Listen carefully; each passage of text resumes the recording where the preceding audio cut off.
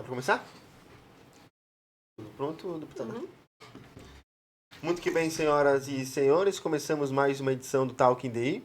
Recebemos hoje no nosso estúdio a deputada estadual Luciane Carminati para falar um pouco mais sobre o seu mandato, ações que ela tem desempenhado na Alesc e também outros assuntos como a projeção e a sua pré-candidatura também para deputada estadual. Luciane, seja muito bem-vinda ao estúdio do Diário do Iguaçu.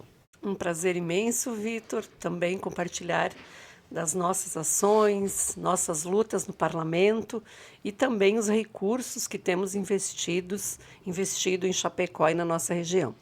Primeiro, eu gostaria, Luciana, que você fizesse uma avaliação do seu mandato, dos outros mandatos também que já desempenhou como deputada.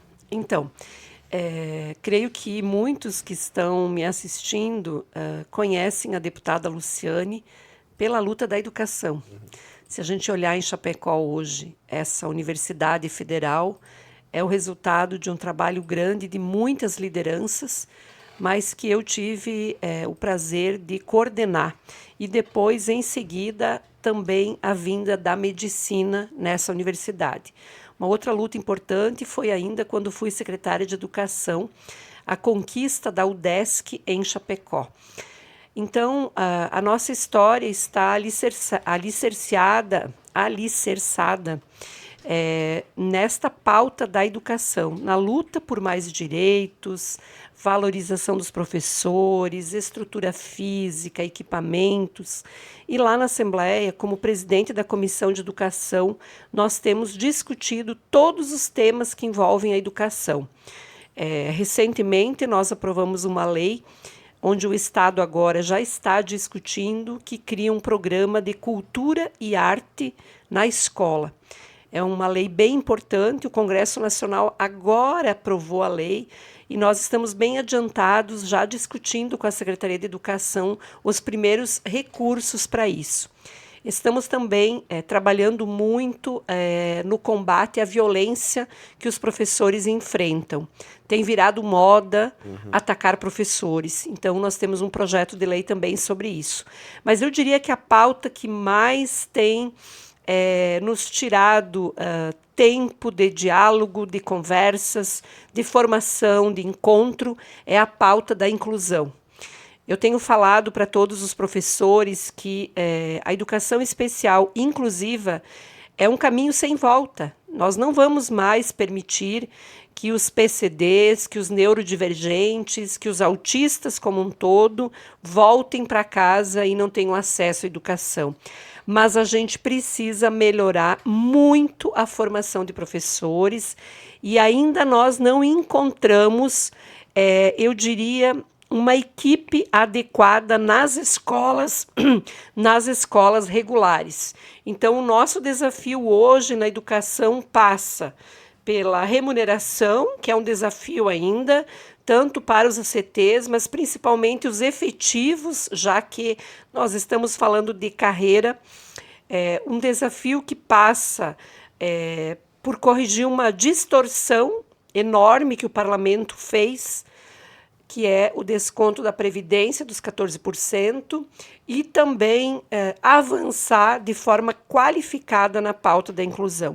Eu falei até agora só de educação, mas se eu falar da assistência social, Vitor, essa semana a gente comemorou um feito que há décadas eu vejo, né, que é a ausência de uma contrapartida maior da União e do Estado em relação à política social.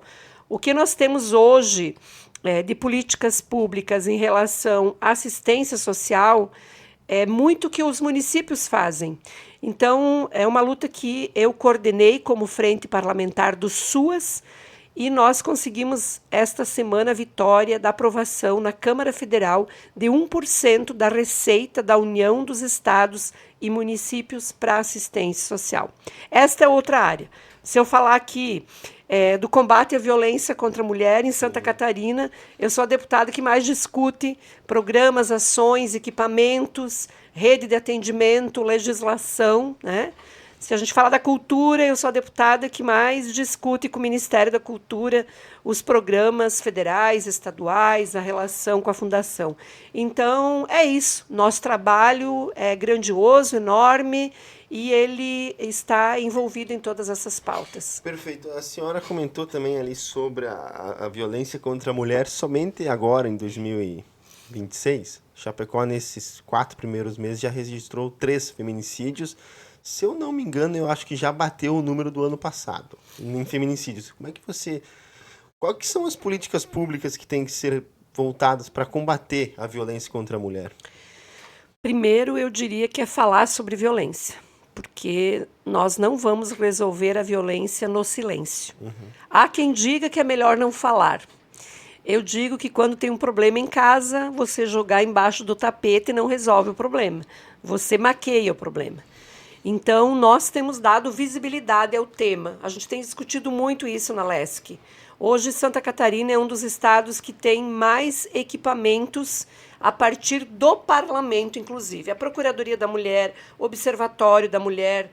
Nós temos uma rede de atendimento que está construída, envolvendo Defensoria Pública, Observatório, universidades, né, envolvendo as instituições como o Ministério Público, TJ, MP. Mas o que acontece? Como é que se explica que, apesar de tudo isso, a violência continua?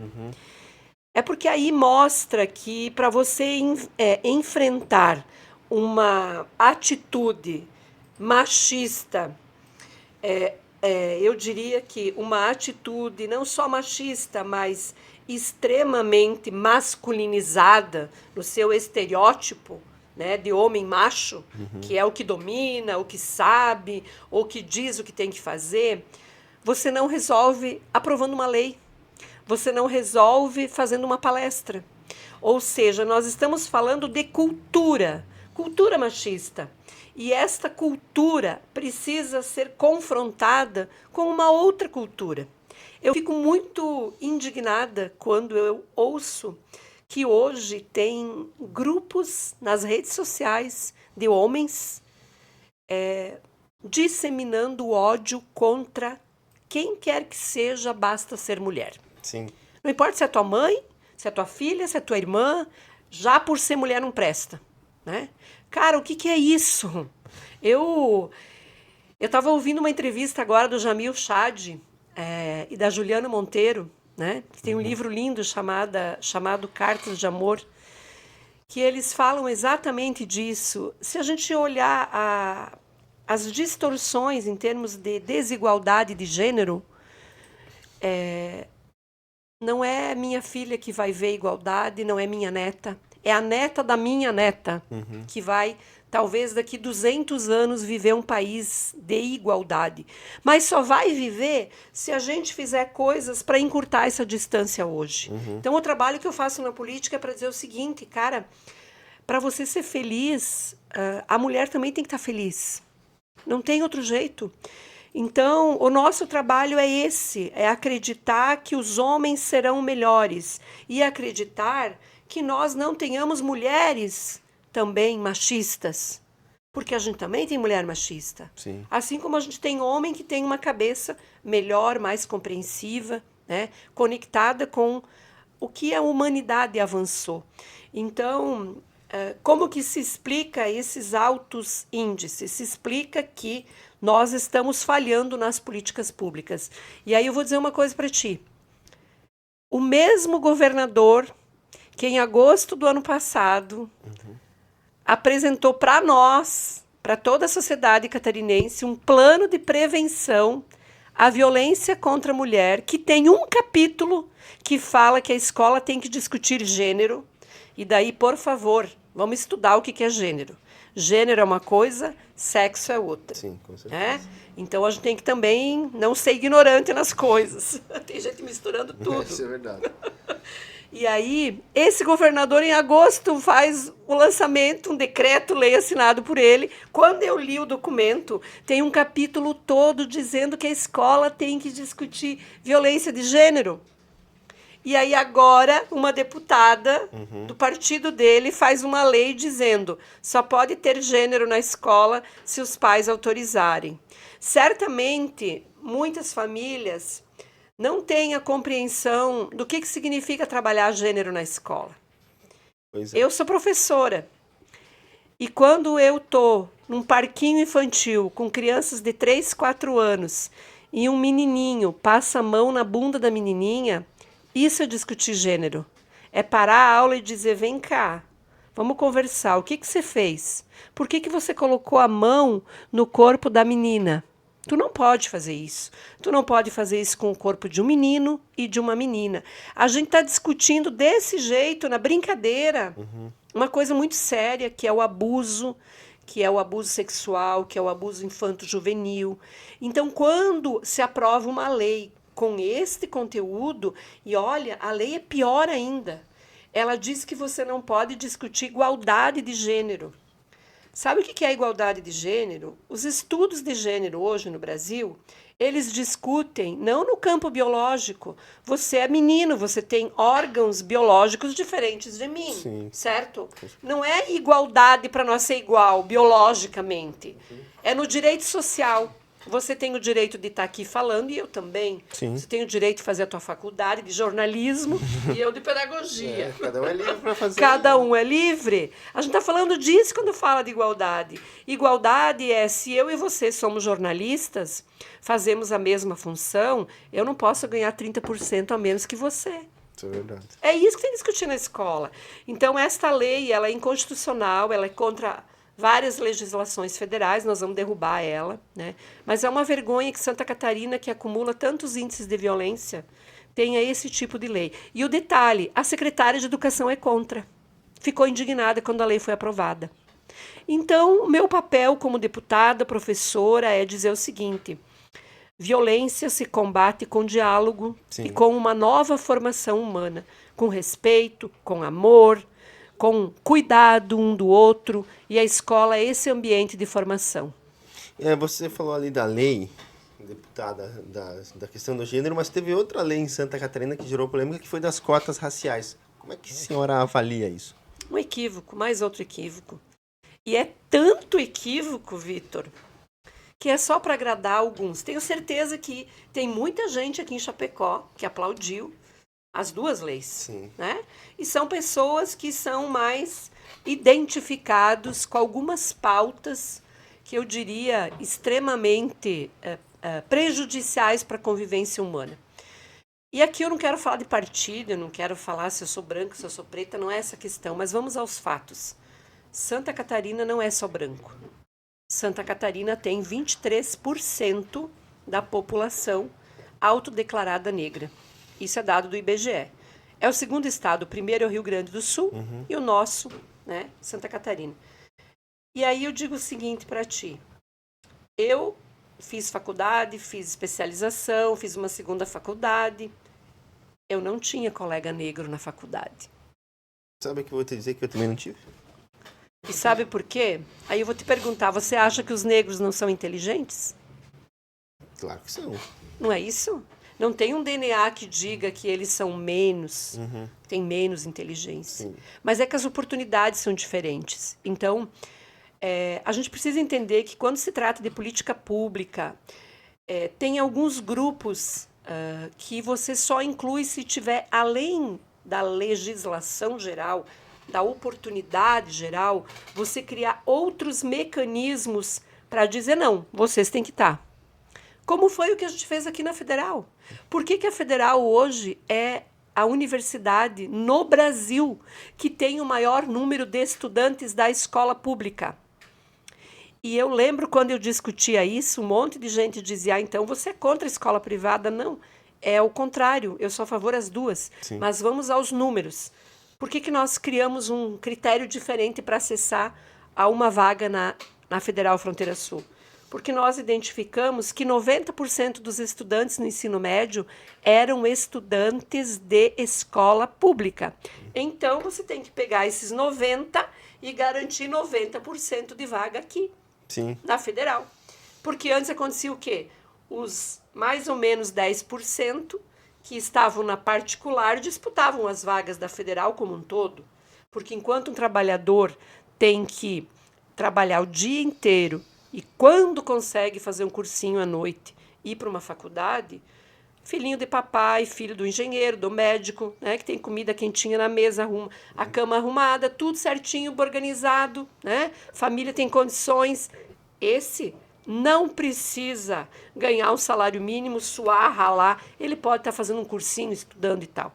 Então, as condições objetivas é o que criam as oportunidades. Então, a lei de cotas é uma condição objetiva. Nós precisamos colocar os negros para dentro. Por isso que foi, então, criada a lei de cotas. E foi aí que a gente começa a enxergar os negros na universidade. Foi a partir da lei. Então, eu posso ser do partido que for.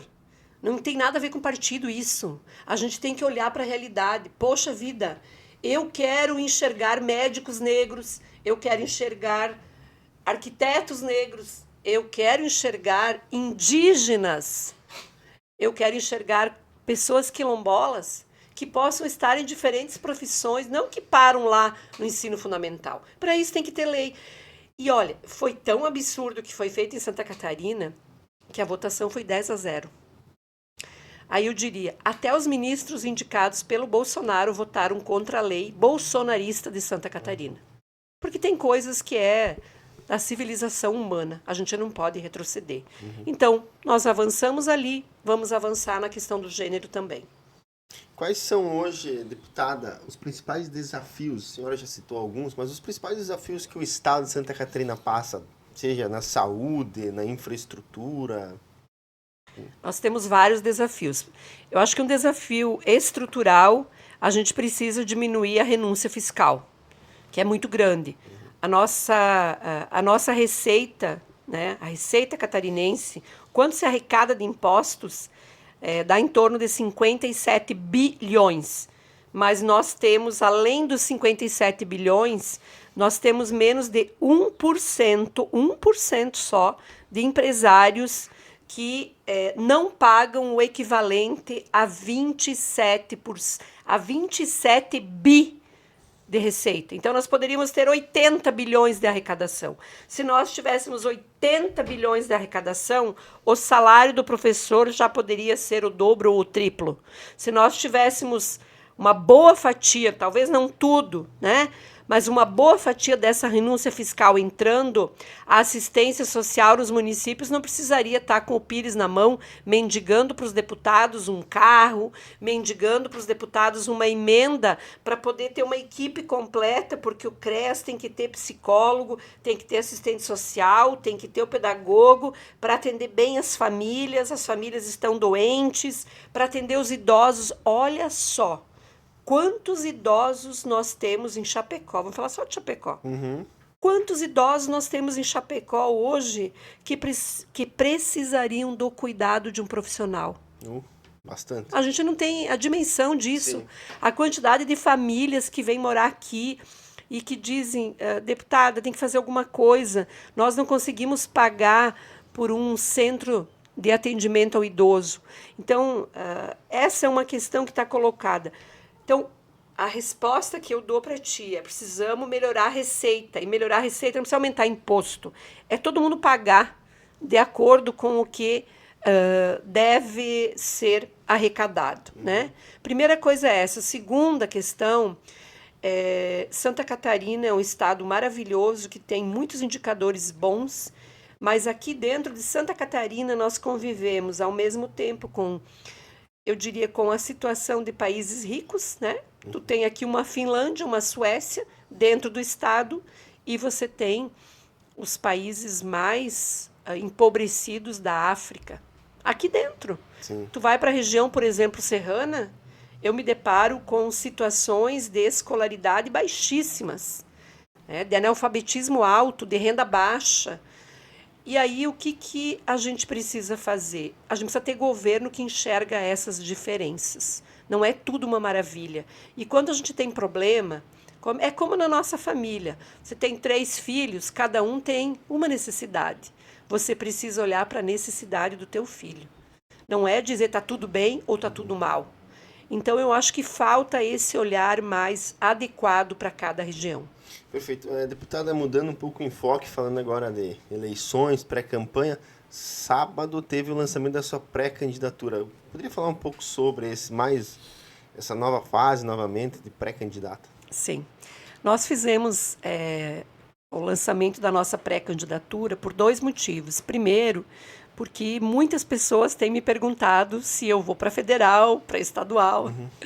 Então, nós já definimos, né, o nosso lugar e eu tenho um compromisso muito grande. Eu acho que eu já fiz muito pela educação, nas lutas que eu abracei, eu tenho muita gratidão por todas as pessoas que sempre estiveram comigo. Se eu cheguei onde eu cheguei, 4º mandato, a segunda mais votada na história, né, de Santa Catarina, na última eleição, eu devo muito ao povo que é muito generoso comigo. Mas eu não estou na política por feitos pessoais. No começo eu nem queria entrar. Mas eu estou na política porque eu acho que a educação tem que melhorar. Porque eu acredito que tem muitas políticas públicas que ainda não avançaram naquilo que eu acredito. Então, o debate de ser estadual e de ser federal, ele vem nesse sentido. Eu ainda tenho muitas coisas a fazer, né? E eu devo isso às pessoas que me fizeram chegar até aqui. Então, eu sou pré-candidata a deputada estadual, né? Estamos percorrendo o estado inteiro. E um dos motivos foi esse, dizer para as pessoas, a deputada Luciane vai à reeleição. E o segundo motivo é que eu sempre trabalho o planejamento eleitoral a partir daquilo que eu já fiz, da escuta qualificada às pessoas e da escuta sobre onde eu vou, o que eu tenho que fazer. Então, a gente combinou, além do pré-lançamento, né, nós também combinamos um planejamento. E as pessoas, 500 pessoas, fizeram vários trabalhos em grupo, levantando avaliação, sugestão para o mandato, para a campanha. E, a partir disso, nós trabalhamos 2 dias para organizar o planejamento, né, eleitoral. Perfeito. Hoje, deputado, o que mais te incomoda dentro da política catarinense ou nacional também? Uma das coisas que me incomodam, e eu sempre faço um recorte do tempo que eu estou. Eu tenho 4 mandatos. Meus 2 mandatos primeiros, a gente discutia muito mais os problemas do Estado, entre os colegas deputados. Sim. Porque nós somos em 40, e nos 40, cada um tem uma visão, está dentro de um partido, tem uma história, uma vida. Mas a gente conseguia sentar na mesa, como eu estou aqui contigo, numa reunião de comissão, e ninguém se agredia. Eu não escutava o que eu escuto agora, né? Que o PT tem que exterminar, que tem que fuzilar a petralhada. Essas coisas que são extremamente violentas, agressivas e que não traz nada para o povo que está lá na fila da saúde, que está lá esperando o BPC, que está lá esperando a vaga de creche. Isso não ajuda nada. Mas muita gente se elegeu com esse discurso. Então, hoje, se eu quisesse ter 1 milhão de seguidores, é bem fácil de fazer. É só sair gritando e xingando todo mundo, né? E tirando a minha responsabilidade sobre o resultado do que eu produzo. Tem gente que faz essa opção na política. E se elege, dá muito voto, né? É uma coisa louca, né? Tem gente que nunca foi para o município e foi o mais votado. Como é que pode? Fez nada, os prefeitos mesmo dizem. Fulano de tal nunca colocou o pé aqui no município, só fica ali no celular xingando e incendiando tudo. Nunca colocou um centavo, nunca colocou o pé aqui, não ajuda em nada e se elege. Então, eu acho que esse é um problema da política hoje. E sabe qual que é o problema, Victor? É porque a gente rebaixou demais a política. Sabe? Ao invés de a gente discutir, eu queria estar hoje no parlamento discutindo como é que a gente faz para melhorar a qualidade da educação, mas não com discurso contra professor, bandido, não sei o quê. Eu quero discutir, bom, fizemos isso aqui deu certo, olha os indicadores, isso não deu certo. Onde deu certo? O que foi feito? Vamos trazer essa experiência? A gente não consegue ter ambiente para isso. Não consegue.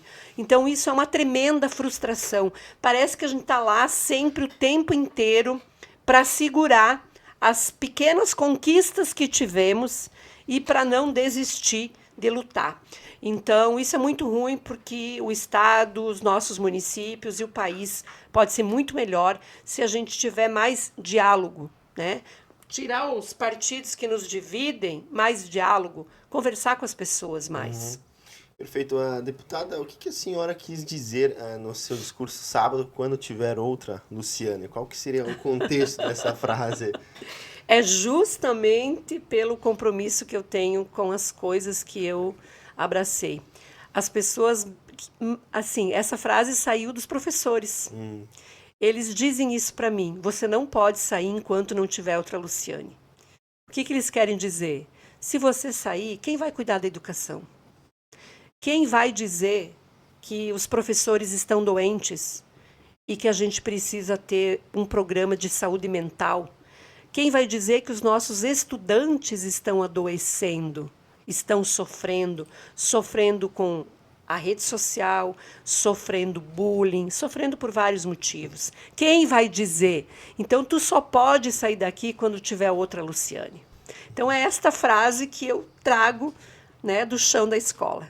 Deputada, dentro da questão da educação, o governo do estado lançou o programa Universidade Gratuita, e esse programa também gerou um grande debate sobre pessoas que usaram da maneira indevida, né? Pessoas que tinham condições de pagar a faculdade usando e pessoas que não tinham, não tendo o benefício.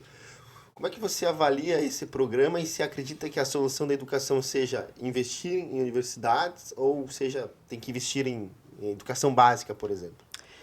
Esse foi um debate que nós fizemos com o governador Jorginho, porque é preciso dizer uma coisa. Já existia em Santa Catarina programa de bolsas de estudo. Não é uma coisa nova. A novidade é a marca Universidade Gratuita e a novidade é o volume de recursos. Sim. Mas aqui na UNO Chapecó, na UNOESC, ao longo da história, milhares de estudantes se formaram com as bolsas do artigo 170. E muitos estudantes nem precisavam 100% de bolsa. Com 50%, com 30% resolvia. Essa é uma crítica que eu tenho, porque eu acho que a universidade gratuita virou uma propaganda mais do que a própria necessidade do estudante. Tem gente que precisa de 100%, Vitor, claro. Sim. Tem muito estudante que precisa. Mas tem muitos outros que poderiam estar na universidade se tivesse 20, 30, 40, 50%. Inclusive na medicina. Tem muita gente fora da medicina hoje porque não atingiu o índice de carência para ter 100%, está fora. Sim. Mas se tivesse 50%, podia ter 2%. Né? Então, esse é um problema do programa. Agora, uma outra questão é o seguinte, é que só vai ter universidade gratuita se tiver 12 anos de escolaridade. É verdade. Aquele estudante que abandona o ensino médio, e aí está certo quando o governo Lula cria o pé de meia. Por quê? Porque nós estávamos perdendo 500 mil estudantes no ensino médio por ano. 500 mil estudantes. E aí, pé de meia, já em 2 anos, diminuiu 43%. Eu disse para o governador, para ter universidade gratuita tem que ter educação básica. E o papel do governo do estado investir na educação básica. Por isso que uma das coisas que eu fiz como presidente da Comissão de Educação é cuidar da educação básica e não prejudicar o acesso ao ensino superior. Sim. Então, nós mudamos a Constituição estadual para proteger os recursos da educação básica. Hoje, em Santa Catarina, esse recurso da universidade gratuita, ele sai do Caixa Geral do Estado. É isso que precisa dizer. O volume de recursos que sai da educação é menor do que antes da universidade gratuita, porque nós mudamos o artigo 170, que previa no mínimo 5%. A gente não deixou no mínimo, a gente deixou 5%. Então, eu diria que não é um ou outro. É dizer o seguinte, de quem paga a conta de um e quem paga a conta do outro. Sim. Né? E a gente cuidou disso. Os parlamentares. Show. Deputado, já para a gente caminhar para o fim da nossa entrevista, como é que a senhora, como é que é a relação da senhora, dos seus colegas de bancadas também do mesmo partido, com o governador Jorginho Melo, com o governo que é de oposição? Então, eu tenho a mesma relação que eu tive com os governadores anteriores, né? Nós nunca governamos o estado, então eu sempre busquei construir uma relação que eu acho que é uma relação madura, respeitosa, né?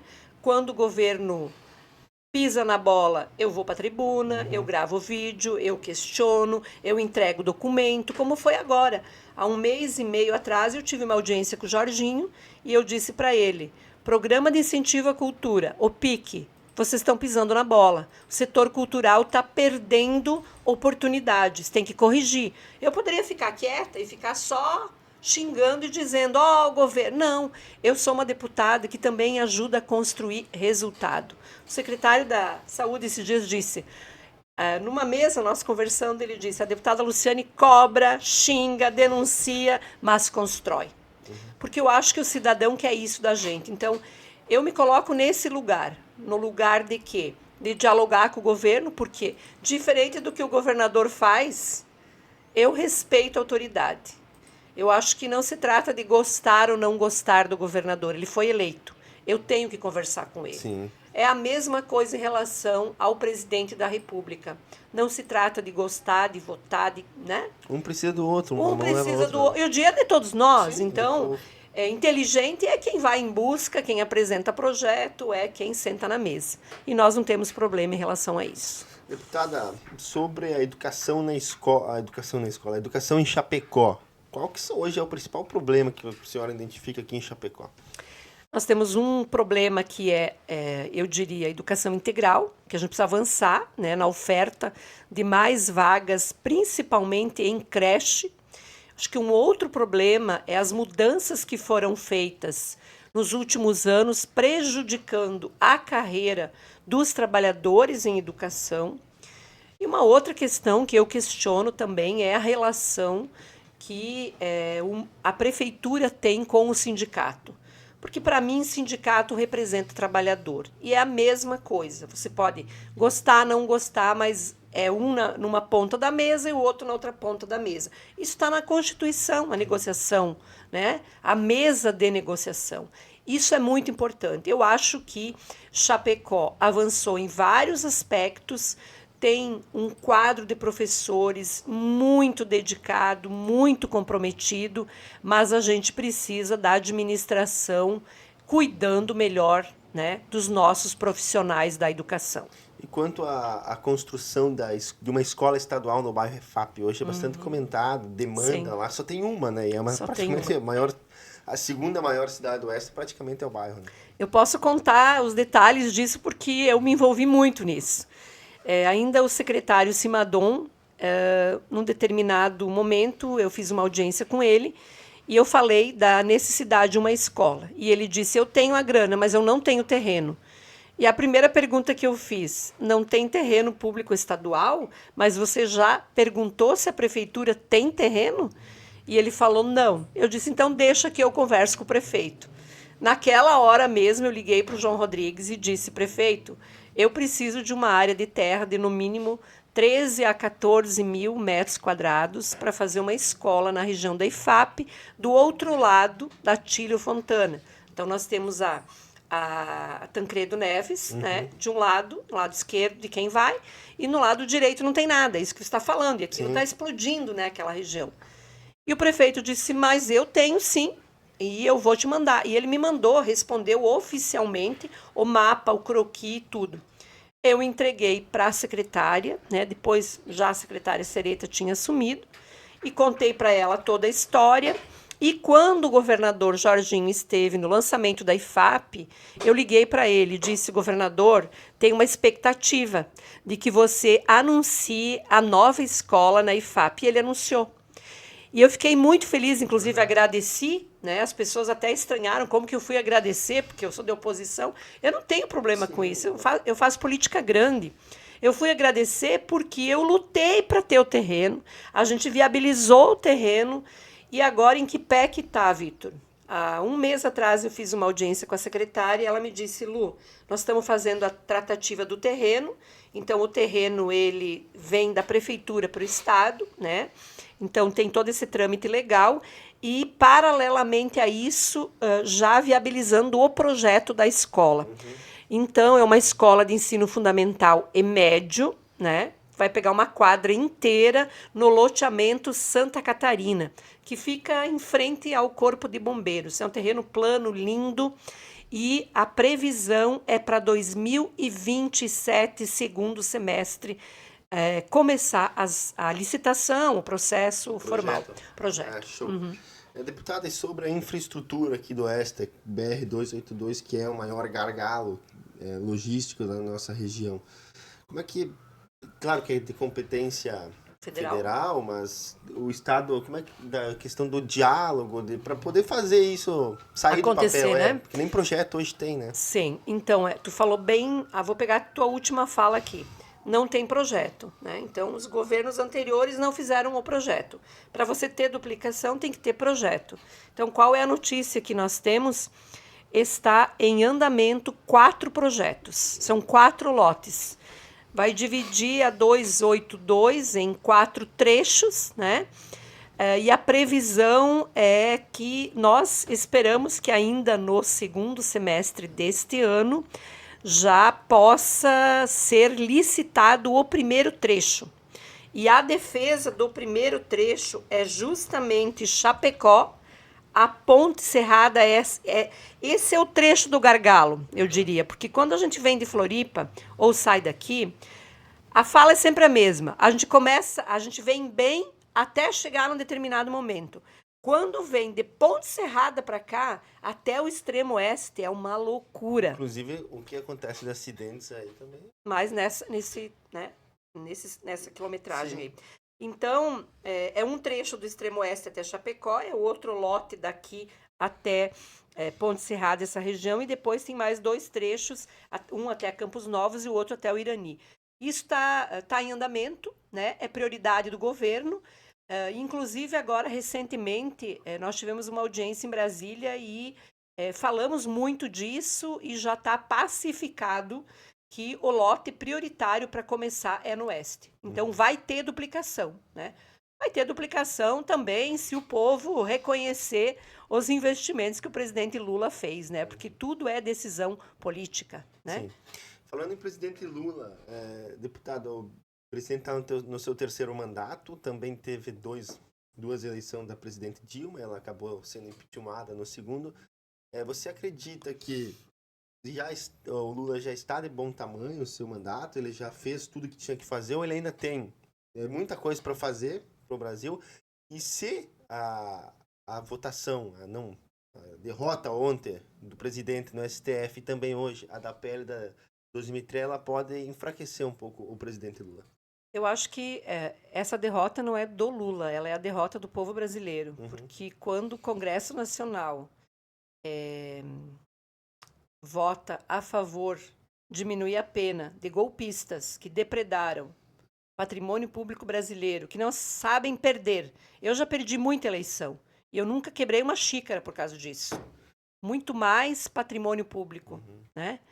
Então, quando o Congresso Nacional, em nome de um ex-presidente criminoso, você muda as leis e você, junto com isso, autoriza que estupradores, traficantes e golpistas diminuam a pena, eu acho que tem alguma coisa errada. E aí, quem vai perder é a sociedade. Eu não quero mais ver político dizendo que tem que aumentar a pena. Não quero ver. Porque o que fizeram hoje é para não aumentar a pena. Quer dizer, se você é de direita, diminui. Se você é de esquerda, aumenta. O que você faz? Não é assim que a gente trabalha. E a questão do Messias, inclusive, causou perplexidade na própria frente parlamentar dos evangélicos, né? Teve uma nota, inclusive, o próprio ministro que está no STF, que é evangélico, né, o André Mendonça, disse isso, que é absurdo, o Senado perdeu um grande ministro. Então, eu quero apenas dizer o seguinte, o Lula fez muito pelo Brasil nesses 4 anos de mandato, sobretudo porque pegou um país quebrado, um país destruído e um país que ninguém dialogava no mundo. Olha o que é o Brasil hoje. Por que está faltando gente para trabalhar em Chapecó e no estado e no país? Não é porque o Bolsa Família está dando dinheiro. Isso é falácia. Só quem não conhece o programa. Ninguém vive com Bolsa Família. Bolsa Família é 600 a 800 reais. Quem é que vive com isso? Não dá nem para pagar aluguel, né? As pessoas estão trabalhando. É que tem pleno emprego. Tem atividade econômica crescendo todo dia, em todos os lugares. A renda do brasileiro cresceu 25%. Então eu quero dizer o seguinte, nós temos muito que mostrar. E como diz o Lula, agora é pré-jogo. Quando o time está escalado, o jogo começa, é que a gente define quem ganha e quem perde. Nós vamos ganhar essa eleição, eu não tenho dúvida, tá? Porque tem muito que mostrar e o outro lado não tem o que mostrar. E eu espero muito o próximo governo do presidente Lula avançando agora com, por exemplo, a área de livre comércio, né, entre União Europeia e Mercosul. Nós temos tanta coisa para construir, o debate com relação ao fim da escala 6x1, né? Nós temos que melhorar as condições de vida dos trabalhadores, tem muita coisa para construir. Por isso, né, eu acredito muito no resultado das eleições. Perfeito, deputado. A gente agradece a sua participação aqui no estúdio e o jornal fica de portas abertas para novas oportunidades. Obrigada, Vitor. Falamos tanta coisa, né? Teria mais para falar. Teria mais um monte para falar, mas eu agradeço a todos vocês. Nos colocamos sempre à disposição, nosso mandato à disposição, para falar das nossas pautas, aceitar críticas, sugestões. É assim que a gente acredita. Obrigada. Um grande abraço. Esta foi a deputada estadual Luciane Carminati falando um pouco mais sobre ações do seu mandato na Alesc, entre outras pautas, como a sua pré-candidatura a deputada estadual e também as eleições de 2026. Para você ficar bem informado, acesse as nossas redes sociais e também o site diregional.com.br.